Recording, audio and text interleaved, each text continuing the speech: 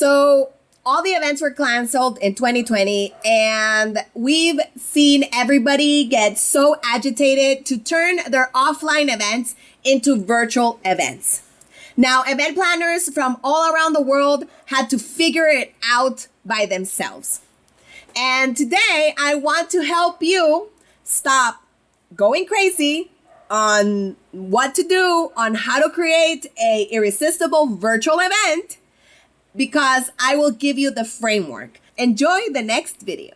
Hi, and welcome to the Irresistible Marketing Lab YouTube channel. My name is Andrea, and I will be your host. In this channel, you will learn how to create momentum in your business by designing virtual events with automated communication. You will also find tutorials on digital marketing strategies and my favorite tools so that you can make a bigger impact in this world. Let's get started.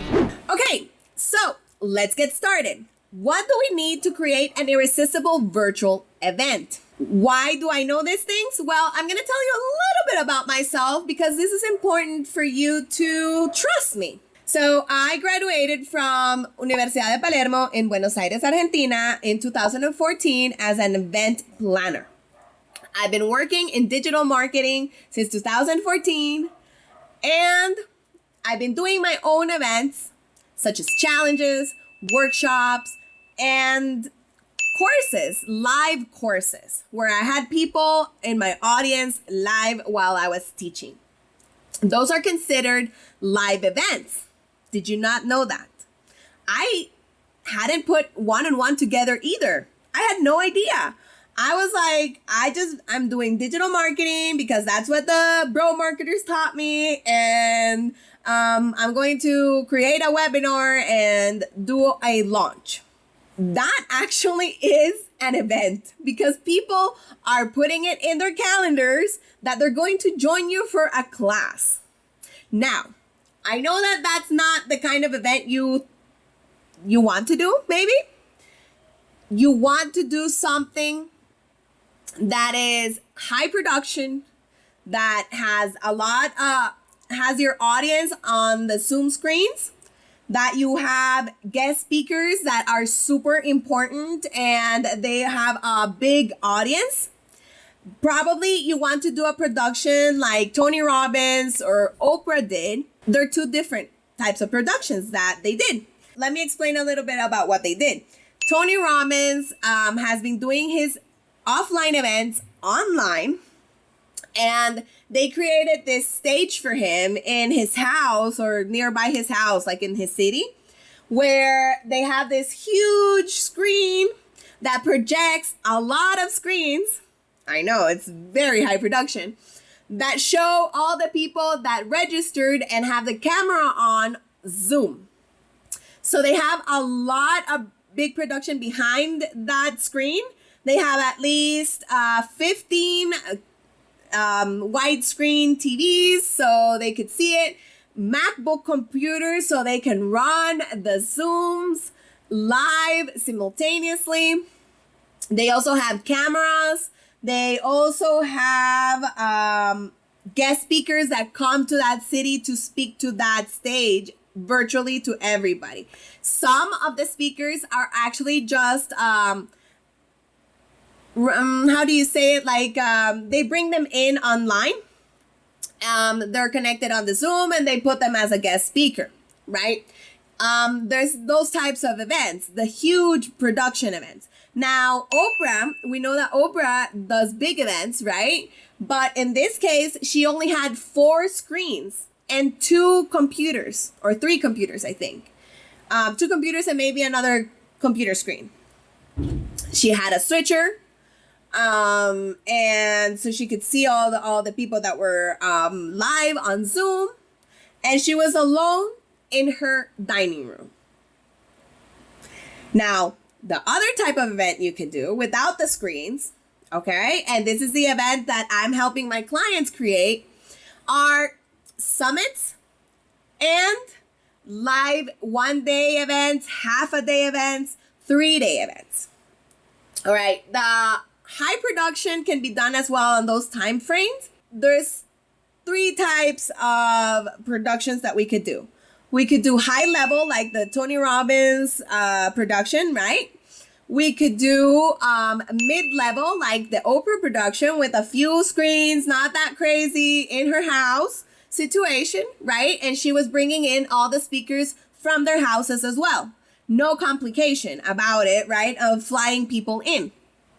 Because that also has a cost, right? It drops the cost of, some events, because if you're bringing in high level speakers that you have to pay also for their ticket, besides their fee, when they're at home, they're only charging for their fees. See how it has changed in the virtual world? I love it. So I'm going to give you the framework.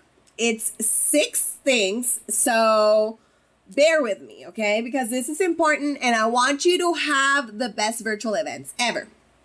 So we have the high production, the mid production, and the low production, okay? Now, for all of these types of productions, this is what we do in the event creation and putting it together, the organization of it, okay? On the next video, I'm going to show you how to create low production live virtual events with a budget and very cheap tools, okay? So make sure that you subscribe to my channel and give the bell, subscribe, and like the video because it helps me a lot. Okay, so are you ready? Because these 6 things are the framework that I use to create my events and all of the events that I've created. And if you see here, that diploma, that's first prize for an event that I did in the university. So just so you know that I'm talking what it is. All right, no BS here. Let's start with the first thing. We got to define the reason, the mission, and the vision. Short RMV of the event. So the reason why you're doing this event. Are you transferring an offline event to a virtual event? How big is the event, right? What is it for? Is it for an anniversary? Is it for training of a topic? Is it for a birthday? That's a social event, right? Is it a wedding? Is it a business seminar that you were going to do in person and now you have to do it virtually because the restrictions for flying, holy smokes, right? We have so many right now. Define the reason. Then define the mission. What do you want to accomplish with that event? How do you want them to leave the event? What emotions? What is the mission of this, okay? And then what is the vision? What do you want to do?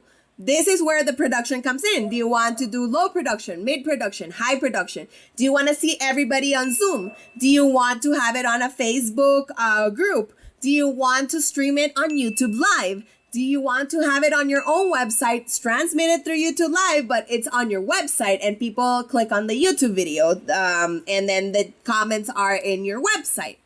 Do you want to do it only inside of Zoom? You could do it only inside of Zoom. What is the vision? How you're going to do this? Where? When? We have to define the five W's of marketing here. Who, what, when, where, why.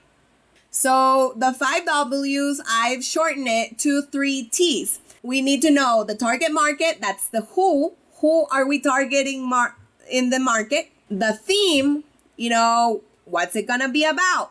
Are we going to celebrate something with a tropical theme? Maybe we want to do a more serious theme. Like maybe you want people to dress up and you're gonna send special meals, right? Maybe you could do it like that. Or maybe it's a baby shower, or what is the theme, right? What else? The when. Timetable of the event. When is it happening? Where is it happening? Is it going to be on Zoom? Is it going to be on Facebook? Is it going to be on YouTube? Are you going to hold it on Instagram Live? Are you going to hold it, the event on TikTok Live? Who knows? Maybe you're using Google Meetings or you're using Blackboard. Whatever program you're using, that's the where in the virtual world. We're not defining cities and hotels this time on the where, unfortunately. But for virtual world, it's so varied as well. So don't worry about that. The next thing that we gotta decide, that's number 3, is who is teaching. Are you going to be doing all the teaching? Are you and a partner gonna be doing all the teaching? Are you going to invite guest speakers? Are you not gonna teach at all? You're just gonna be the event planner and you are just managing all the speakers. You gotta define that. Number 4, the price. Is it going to be just time? Time is a price. So is it going to be free? Are you going to have free and a VIP option? Are you going to have a low entry ticket? Are you going to have mid-entry tickets? Are you going to have VIP tickets? Are you going to make extra VIP tickets? How are you going to make that ROI? Because the tools are not that cheap, all of them. So it depends how much of a cheapskate you are as well. And your clients, if you are an event planner and you're planning an event for somebody virtually, you gotta know what the budget is for the event so that you can offer the right thing. You gotta know the reason, the mission, the vision, the 5 W's, the theme, the guest speakers, who's speaking, what are they teaching. Number 5, so you gotta niche down on the theme, the topic. Make sure that it's specific, extremely specific. General events are as bad as general targeting and general marketing. If you target everybody, you're not targeting anybody. Number 6, we got sponsors and sponsor booths and the swag corner. You can have sponsors pay the tools. You can get sponsors to give you money. You can get sponsors to teach and participate and sell their products. Like guest speakers can be sponsors. And you can have booths like virtual Zoom meetings that people can join when it's break time so that they get to know the sponsors and ask them questions personally.